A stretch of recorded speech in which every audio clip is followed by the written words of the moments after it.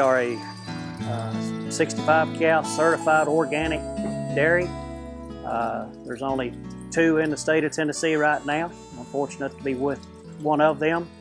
My milk co-op is Organic Valley, based out of Wisconsin. They're a national cooperative, service farmers all across the country with retail outlets all over the U.S. too. Like I said, we milk 65 cows. We've got about 150 grazing acres. We use a lot of managed intensive grazing with rotations, or we'll vary our milk cows. Our rotation is changed every 12 hours after every milking. Some of the heifers, usually we go about once a week when we rotate their pastures, just from the convenience factor of that. Pasture health is increased through rotational grazing. Animal health is increased through rotational grazing. Soil health is increased through rotational grazing. So it's a win for everybody. We started, really, I grew up farming, been dairying ever since I was in high school. I started milking when I was a sophomore in high school. Took to the cows. My dad let me kind of become, I guess you call it, a herdsman. Did all the breeding, all the decision makings on the cows, and into the feeding part of it, and the calves and all that. When I got, me and my wife was married in '92, and still had an interest in the farm, still wanted to stay. So in '94 we reached agreement with my parents, whereas we bought the dairy cows, bought all the dairy equipment, and leased the land. We paid a custom hire for him to put up my feeds and use his equipment. Since that time, we're probably still pretty close to that same agreement.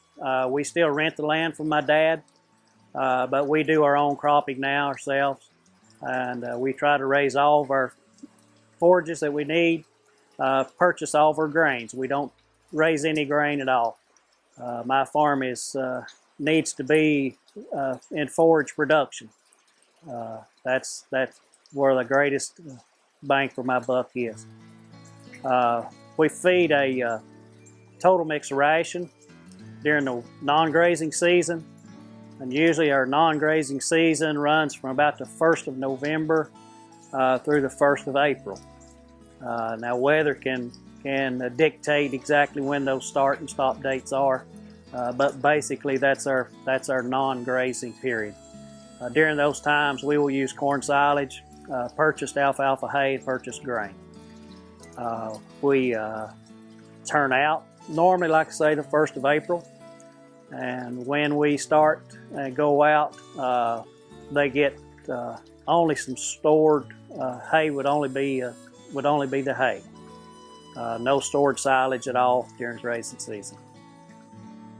The heifers, when they're approximately 4 to 6 months old, they will go out on pasture, and then their diets will be supplemented with still some grain and some hay when needed. But the calves get rotated.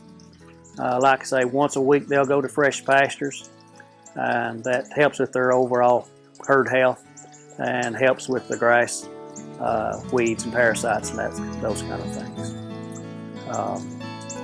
NRCS has done a lot of help with me, basically with the technical sides of learning how to graze, how to fence, where to place waterers, and those kind of things.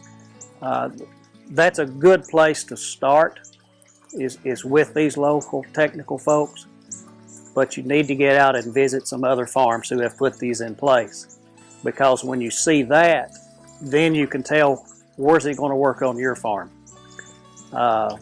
No one can give you a bucket of knowledge for you to take to your farm and say, this is what I'm going to do. It's up to you as an individual farmer to look at your land and say, this is what I could do. And then you adjust from there. If you'll use the technical resources available just to give you ideas, and then you can customize it to fit your farm. Because all farms are different. all farming philosophies are different. So that's the biggest thing of going on farm tours, pasture walks. It's to bring something back to your farm. We used ag enhancement. We did buy a feed mixer for a total mix ration, but we don't use it every year because yes, it is a cost share and it's free money. But if you don't need something, you know, sometimes you just don't buy it. We don't like to buy just to be buying. With the EQIP program, we have installed some frost-free waterers, some Ritchie waters, some heavy use areas around those water troughs. We use, of course, the cost share on the fencing to divide paddocks. This past year, we used was able to use the cost share for the polywire installation, whereas you divide your permanent pastures up into, I think it's at least 4 paddocks to rotational graze those.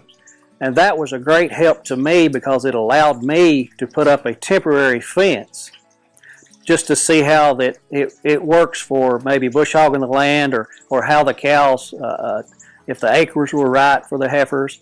And then those fences are temporary. That way, if you like it, then you can go back and either cost share or build a fence on your own in that location, or you can move it. If it wasn't where you wanted it, you move it. And that's the advantage of temporary. Same thing with waters. I do have some permanent water stations, and I do have some that are temporary and movable. There again, you can try it temporary, you can try it if you like it, and if not, you can move it, see if you like it somewhere better, because once you put it in permanent, it's there. The water is a very important source for the cows, and it needs to be located in the right location. And you need to be sure you like it when you put it there. As far as the other programs that they offer, USDA does offer some cost share for my organic certification. There's a program for that. We try to take advantage of that to help with our certification costs being organic. Like I say, we were conventional farmers for 15 years, I guess. And just organic give us the opportunity to go for a more stable milk price. And that's what we felt like we needed to do. Nobody forced us to be organic, it was a choice. And that's the way we look at it. And we feel like it was the right choice for our family.